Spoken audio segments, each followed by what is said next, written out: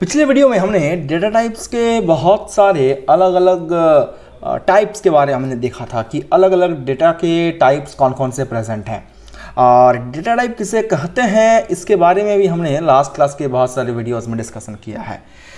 तो उस data type के सबसे पहला हिस्सा जिसका हम लोग जिक्र किए थे जो है प्रिमिटिव डेटा टाइप, जिसे हम एक और नाम से भी जानते हैं। इसे हम कभी कभी इंडिपेंडेंट डेटा टाइप के नाम से भी जानते हैं। तो ये प्रिमिटिव डेटा टाइप का दो पार्ट है। पहला पार्ट अगर हम बात करें तो न्यूमेरिक टाइप है और दूसरा अगर पार्ट का बात करें तो वो नॉन न्यूमेरिक टाइप्स था। इसके बारे में ऑलरेडी हम लोग चर्चा कर लिया है। आज के इस वीडियो में हम लोग डिस्कस करेंगे न्यूमेरिक टाइप्स के दो अलग अलग टाइप के बारे में, जिसमें सबसे पहला है इंटीजर्स और दूसरा है फ्लोटिंग नंबर्स। तो हम सबसे पहले देख लेंगे कि प्रिमिटिव डेटा टाइप किसे कहा जाता है और उसके बाद न्यूमेरिक टाइप को हम लोग आज डिस्कस कर लेंगे। और अगले वीडियो में नेक्स्ट वीडियो में हम लोग डिस्कस करेंगे नॉन न्यूमेरिक टाइप के बारे में, यानी कि कैरेक्टर्स एंड बुलियन। ऑलराइट, तो चलिए देखते हैं कि प्रिमिटिव डेटा टाइप किसे कहा जाता है।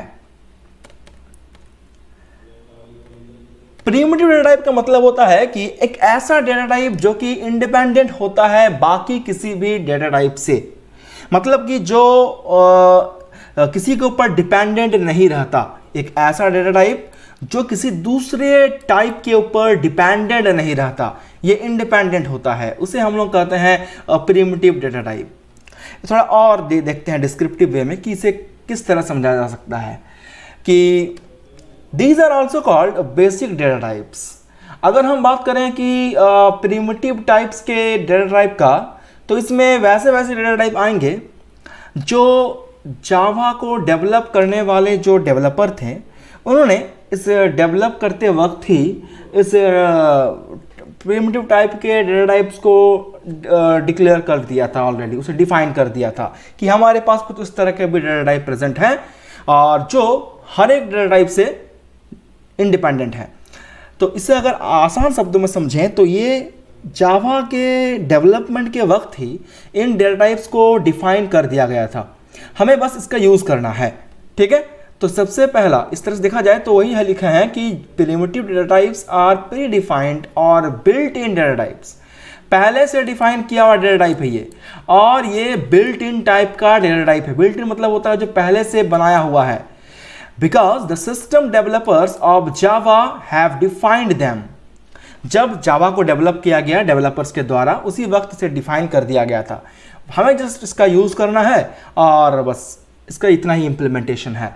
इसे हम खुद से नहीं बनाते हैं, खुद से डिफाइन नहीं करते हैं, हम इसे खुद यूज़ करते हैं। ठीक है, आगे देखते हैं।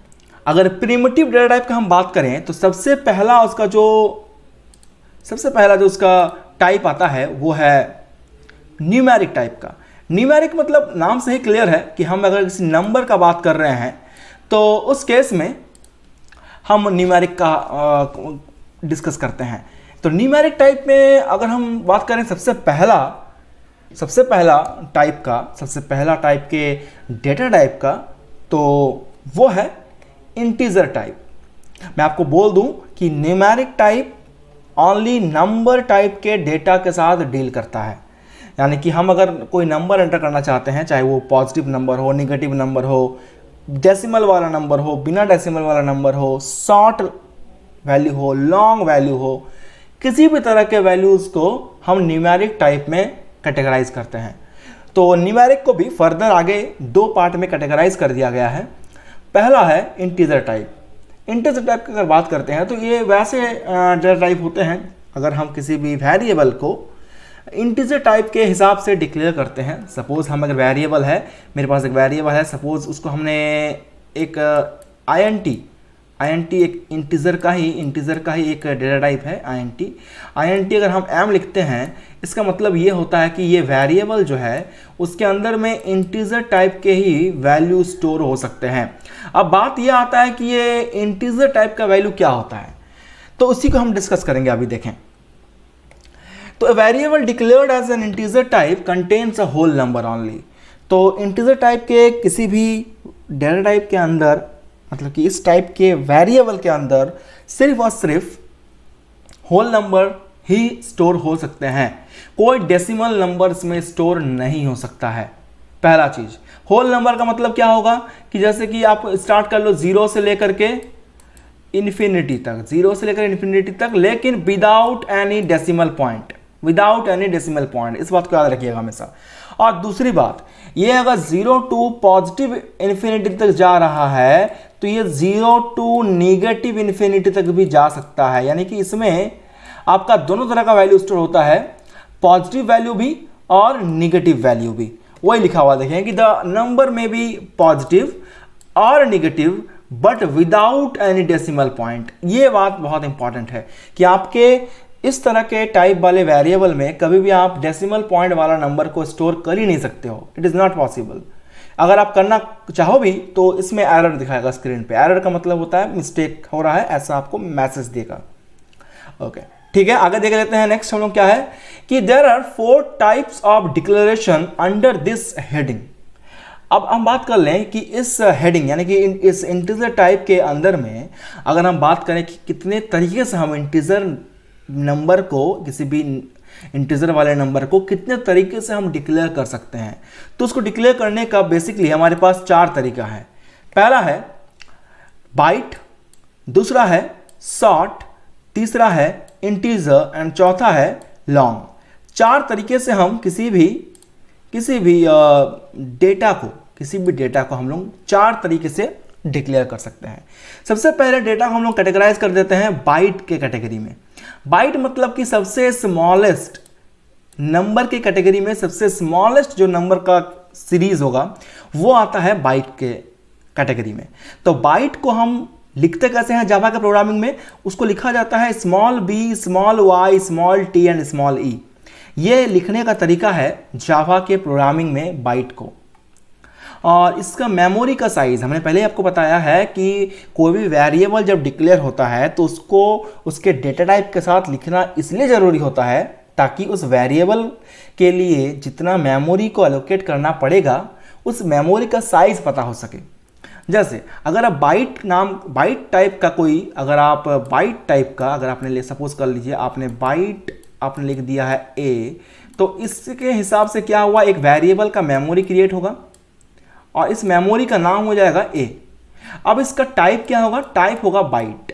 तो अब जावा का जो डायनेमिक मेमोरी है उसमें से कितना हिस्सा यूज करेगा ये वेरिएबल, तो उसके लिए हमें उसका साइज पता करना जरूरी होता है।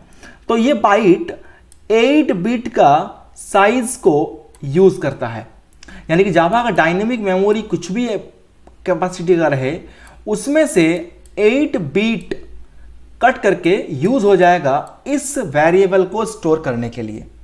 ठीक है, तो 8 बिट का मतलब होता है 1 बाइट। 8 बिट का मतलब होता है 1 बाइट। तो अगर आपको ये बीट्स और बाइट्स में कुछ कंफ्यूजन है, आपको समझ में नहीं आता हो, तो आप मुझे कमेंट में बताइएगा। मैं आपको इसके बारे में एक सेपरेट वीडियो के थ्रू समझा दूंगा कि bit, byte, kilobyte, megabyte, gigabyte और टेराबाइट्स ये सब क्या होते हैं। इसके द्वारा हम कैसे समझ सकते हैं कि डेटा कैसे स्टोर करते हैं। ठीक है, कि या फिर 8 बिट का मतलब हम कितने सारे नंबर स्टोर कर सकते हैं, इसको भी हम आपको समझा देंगे उसी वीडियो में। तो फिलहाल इतना जान लेते हैं कि बाइट नाम का जो हमारा डेटा टाइप है वो काफ़ी शॉर्ट वैल्यू को स्टोर करने के लिए यूज होता है और इसका कैपेसिटी होता है 8 बिट का। और उसको अगर लिखने का तरीका का हम बात करते हैं फॉर्मेट का, तो वो होता है सबसे पहले आपको लिखना होगा डेटा टाइप यानी कि बाइट। लिखने का तरीका क्या होता है, सारा स्मॉल और स्पेस दे करके उस वेरिएबल का नाम, और अगर इसमें आपको कोई वैल्यू डालना है तो आप इक्वल दे करके उस वैल्यू को डाल सकते हैं। सपोज कर लेते हैं कि यहाँ हमको 5 एंटर करना है, तो a = 5 आपने लिख दिया। और अगर आपको लगता है कि नहीं मुझे वैल्यू अभी एंटर नहीं करना है, तो आप सिंपली बाइट a लिख के भी छोड़ सकते हो। ठीक है, अगर हम बात कर लेते हैं इससे थोड़ा सा बड़े किसी डेटा टाइप का, तो वो है हमारे पास, वो है शॉर्ट। वो हमारा जो डेटा टाइप है वो हमारा शॉर्ट है। शॉर्ट बाइट के कंपैरिजन में थोड़ा बड़ा होता है। शॉर्ट बाइट के कंपैरिजन में थोड़ा बड़ा नंबर को स्टोर करने में कैपेबल है। इसे अगर हम बात करें कि लिखने का तरीका क्या होता है डेटा टाइप को, तो इसके लिए सारा स्मॉल लेटर में लिखते हैं और SHORT इसका स्पेलिंग है। तो प्रोग्रामिंग में लिखने के दौरान हमें इस तरह से ही लिखना होगा, SHORT। हम कैपिटल S लिखेंगे तो गलती दिखाएगा। आप अगर ऐसा लिखते हो कि कैपिटल S एंड HORT तो ये आपका रॉन्ग होगा, ये गलत है। आपको लिखना होगा तो आपको small s, small h, small o, small r और स्मॉल t ही लिखना पड़ेगा, ये आपका सही है, ठीक है। और इसका साइज ऑब्वियस सी बात है, अगर बाइट से बड़ा है तो इसमें बाइट के कंपैरिजन में डबल मेमोरी ये एलोकेट करता है, यानी कि ये 16 बिट का मेमोरी यूज़ कर सकता है। यानी कि इसमें आपका बाइट के कंपैरिजन में बड़ा डेटा स्टोर कर सकते हो आप शॉर्ट के अंदर। और 16 बिट का अगर आपको पूछे इसका मेमोरी साइज़ क्या है तो आपको कहना है 16 बिट। और इसको हम लोग 2 बाइट भी कहते हैं। ऑब्वियस सी बात है 8 का डबल है 16, तो यहाँ पर बाइट के कंपैरिजन में अगर बात करते हैं तो 1 बाइट अगर इसमें लगता है तो इसमें 2 बाइट लगेगा। और इसको लिखने का जो फॉर्मेट है वो वैसा ही रहेगा, बाइट के जैसा सेम। पहले आपको डेटा टाइप लिखना है, स्पेस देकर के उस वेरिएबल का नाम, और अगर इसमें कोई वैल्यू स्टोर करना है तो इक्वल लिख करके 12 लिखना होगा, 12 अगर मेरा वैल्यू है तो इस तरह से हम इसको रिप्रेजेंट कर सकते हैं अपने प्रोग्रामिंग में। अगर हम बात कर लेते हैं नेक्स्ट, जो कि इससे भी बड़ा, यानी कि शॉर्ट से भी बड़ा वैल्यू को स्टोर करने के लिए यूज़ कर किया जा सकता है, तो वो है इंटीजर।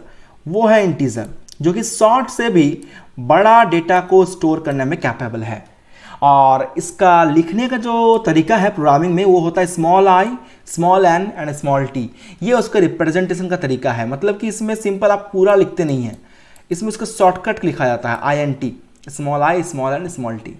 ये प्रोग्रामिंग में ऐसे इस तरह से लिखा जाता है। और इसका मेमोरी साइज शॉर्ट का डबल होता है, 32 बिट्स का होता है ये। और बाइट के कंपैरिजन में अगर तुलना करते हैं तो ये 4 बाइट का होता है ना। तो इसका लिखने का तरीका कैसा होता है, इसको लिखते हैं INT, पहले उसका डेटा टाइप, फिर उसका वेरिएबल का नाम इक्वल टू, देखिए उससे भी बड़ा वैल्यू, इससे बड़ा वैल्यू उसमें स्टोर हो पा रहा है। ऑलराइट। और अगर लास्ट में, सबसे लास्ट में अगर बात करते हैं कि नंबर के सीरीज में होल नंबर को अगर स्टोर करने के क्रम में अगर हम बात करें कि सबसे बड़ा वैल्यू स्टोर करने में कैपेबल कौन सा वेरिएबल है या कौन सा डेटा टाइप है, तो वो है लॉन्ग इंटीजर।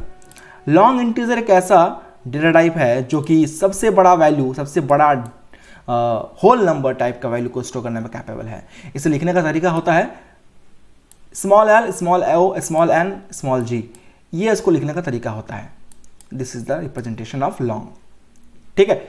और इसका मेमोरी साइज होता है इस इंटीजर का डबल, यानी कि 64 बिट का इसमें होता है। और बाइट के कंपैरिजन में तुलना करें तो ये 8 बाइट का होता है। ऑलराइट। लिखने का तरीका कैसा होता है इसका, लिखने का तरीका होता है पहले आपका डेटा टाइप, उसके बाद उसका वेरिएबल का नाम, फिर इक्वल और उसके वैल्यूज। यहाँ पर लास्ट में होगा सेमीकोलन, लास्ट में इसका यूज होगा सेमीकोलन, ठीक है।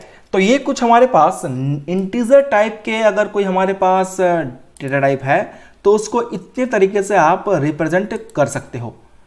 इंटीजर टाइप का अगर वैल्यू हमारे पास है तो उसको 4 तरीके से आप रिप्रेजेंट कर सकते हो, byte, short, integer, long integer, आपके नंबर के साइज के अकॉर्डिंग। अगर आपका नंबर बहुत बड़ा है तो आप लॉन्ग का यूज करिए, आपका अगर नंबर बहुत छोटा है तो आप बाइट का यूज कर सकते हो, या थोड़ा बाइट से बड़ा है तो आप शॉर्ट का यूज कर सकते हो, ठीक है। तो ये आपके ऊपर डिपेंड करता है। अगर आप मान लीजिए सीधा लॉन्ग ही ले लिए हो और आपको बाइट का वैल्यू स्टोर करना है, मतलब छोटा वैल्यू स्टोर करना है, तो आप इंटीजर में इजीली स्टोर कर सकते हो। ये बात याद रखिएगा हमेशा। आप किसी बड़े कंटेनर में आप छोटा वैल्यू इजीली स्टोर कर सकते हो। आप अगर चाहते हो कि इस लॉन्ग को आपने लॉन्ग टाइप का वेरिएबल डिक्लेयर किया है, सपोज आपने लॉन्ग टाइप का वेरिएबल डिक्लेयर किया है, लॉन्ग आपने लिखा है a, और इसके अंदर आप 12 स्टोर करते हो तो कोई दिक्कत नहीं है, आप स्टोर कर सकते हो। लेकिन अगर आप बाइट टाइप का वेरिएबल डिक्लेयर किए हो और उसमें आप लॉन्ग टाइप के वैल्यू को स्टोर करना चाहते हो, तब मुश्किल है, तब दिक्कत हो जाता है। आप अगर चाहते हैं कि इस वाले डेटा टाइप में आप चाहते हो ये वैल्यू स्टोर करेंगे तो ये पॉसिबल नहीं होगा, क्योंकि ये काफ़ी बड़ा वैल्यू है और बाइट काफ़ी छोटा कंटेनर है जो कि इसमें स्टोर करना कैपेबल नहीं होता है। तो उम्मीद करेंगे कि यहाँ तक आपको समझ में आया होगा, कोई दिक्कत नहीं रहा है। अब इसी का न्यूमेरिक टाइप का ही सेकंड पार्ट एक और है, वो देख लेते हैं आज के इस वीडियो में। जो नेक्स्ट पार्ट है वो है फ्लोटिंग टाइप। नेक्स्ट हम लोगों का है फ्लोटिंग टाइप। फ्लोटिंग टाइप का जो हमारे पास फ्लोटिंग टाइप का डेटा टाइप है, अगर हम बात कर लेते हैं थोड़ा सा रिवाइज के तौर पर पिछला वाला, जिसमें हम लोग बात किए थे इंटीजर टाइप के बारे में, तो उसमें हम लोग ओनली होल नंबर स्टोर कर सकते थे, ओनली होल नंबर स्टोर कर सकते थे easily without any decimal point, whole numbers without any decimal points. उसमें पॉजिटिव नंबर भी स्टोर हो सकता है और उसमें निगेटिव नंबर भी स्टोर हो सकता है। लेकिन अगर बात करते हैं फ्लोटिंग टाइप का, तो इसमें आपका इसमें भी नंबर ही स्टोर होता है, लेकिन इसमें डेसिमल पॉइंट वाले नंबर स्टोर होते हैं। ठीक है, अगर हम किसी भी वेरिएबल को फ्लोटिंग टाइप के डेटा टाइप वाले किसी वेरिएबल का फॉर्म में डिक्लेयर करते हैं, तो उसमें उस वेरिएबल के अंदर हम सिर्फ और सिर्फ डेसिमल पॉइंट वाले नंबर ही स्टोर कर सकते हैं, चाहे वो पॉजिटिव हो या नेगेटिव हो। ऑलराइट, इसमें होल नंबर स्टोर नहीं होता है। तो इस कैटेगरी में सबसे पहला जो आता है, अच्छा उसके पहले देख लेते हैं कि a variable declared as floating type contains a number with decimal points. इसके बारे में हमने डिस्कस कर लिया। We can define those numbers in two different ways to represent the data values. तो हम इस फ्लोटिंग टाइप को दो तरीके से दिखा सकते हैं। पहला होता है स्मॉल रेंज के लिए और दूसरा होता है वाइड रेंज के लिए। अगर हमारे पास रेंज काफ़ी छोटा है तो हम इजीली उसको फ्लोट टाइप में कैटेगराइज कर सकते हैं। अगर मेरा डेसिमल पॉइंट के नंबर का रेंज छोटा है तो हम उसे फ्लोटिंग या फिर फ्लोट के कैटेगरी में कैटेगराइज कर सकते हैं। उसका लिखने का तरीका होता है small F, small L, small O, small A, small T, all small. ठीक है, इसका साइज होता है 32 बिट का और इसको लिखने का तरीका कैसा होता है, फ्लोट वेरिएबल का नाम और उस डेटा को लिख देंगे हम लोग 34.45। ये एक डेसिमल पॉइंट वाला वैल्यू है और हम उसे स्टोर कर सकते हैं फ्लोट में। लेकिन ये इसका जो रेंज है, ये रेंज छोटा है। डेसिमल पॉइंट के बाद का जो रेंज देख रहे हैं ये काफ़ी छोटा है और स्मॉल रेंज वाले के लिए है फ्लोट। अगर हम बात करते हैं कि थोड़ा सा बड़ा रेंज है हमारे पास, तो उसको स्टोर करने के लिए हम किसका यूज़ कर सकते हैं, वाइड रेंज का। अगर मेरे पास डेसिमल वैल्यूज़ है तो उसे स्टोर करने के लिए हम लोग किसका इस्तेमाल करेंगे, तो उसके लिए हमारे पास है डबल टाइप का, डबल नाम का एक डेटा टाइप। डबल नाम के डेटा टाइप के अंदर में हम एक वाइड रेंज वाला डेसिमल वैल्यू स्टोर कर सकते हैं इजीली। और साइज के हिसाब से भी देखा जाए तो ये ऑब्वियस सी बात है फ्लोट से बड़ा है, फ्लोट से बड़ा है और इसका साइज 64 बिट का होता है। और एग्जांपल में भी देख लें इसका फॉर्मेट में, इसका फॉर्मेट ऐसा है कि double n is equal to 12.1269387, जो कि ऑब्वियस सी बात है इसके कंपैरिजन में तो काफ़ी बड़ा है। इसका रेंज जो है वो पहले वाले की तुलना में बहुत ज़्यादा बड़ा है। तो इस तरह से हम अगर देखें तो न्यूमेरिक टाइप को दो कैटेगरी में कैटेगराइज किया गया था, पहला इंटीजर टाइप, दूसरा फ्लोटिंग टाइप। इंटीजर टाइप में हम लोग only whole numbers with positive and negative values को स्टोर करते हैं और उसको रिप्रेजेंट करने का तरीका, डिक्लेयर करने का तरीका 4 था, बाइट, शॉर्ट, इंट, लॉन्ग। और अगर बात करते हैं फ्लोटिंग टाइप का, तो इसमें डेसिमल, ओनली डेसिमल वैल्यूज, इसमें हम लोग ओनली डेसिमल वैल्यू स्टोर कर सकते हैं, पॉजिटिव और नेगेटिव दोनों। हाँ, decimal value, decimal numbers with positive and negative values. और इसमें स्मॉल रेंज का डेसिमल वैल्यू अगर है तो उसके लिए फ्लोट है, और अगर वाइड रेंज का डेसिमल वैल्यू है तो उसके लिए डबल है। तो आज की वीडियो में बस इतना ही। आज हम इसके बारे में डिस्क्रिप्टिव वे में देख लिए कि आखिर कौन कौन से न्यूमेरिक टाइप के डेटा टाइप होते हैं, कैसे उसको हम लोग यूज़ करते हैं और उसका मतलब क्या होता है। और अगले वीडियो में हम लोग देखेंगे कि नॉन न्यूमेरिक टाइप का, प्रिमिटिव टाइप के ही जो सेकंड पार्ट है, नॉन न्यूमेरिक टाइप, जिसमें कैरेक्टर और बुलियन के बारे में डिस्कस करेंगे हम लोग, उसके बारे में डिटेल्स में बात करेंगे। तो अगर आपको ये वीडियो हेल्पफुल लगा होगा तो अपने दोस्तों के साथ शेयर करें और लाइक करें। अगर आप इस चैनल पर नए हो तो सब्सक्राइब करना ना भूलें और बेल आइकन को प्रेस जरूर करें। और अगर ऑलरेडी आप इस चैनल के मेंबर बन चुके हो पहले ही, तो अगले वीडियो में आपके साथ डेफिनेटली मुलाकात होगी। तब तक के लिए take care and good bye.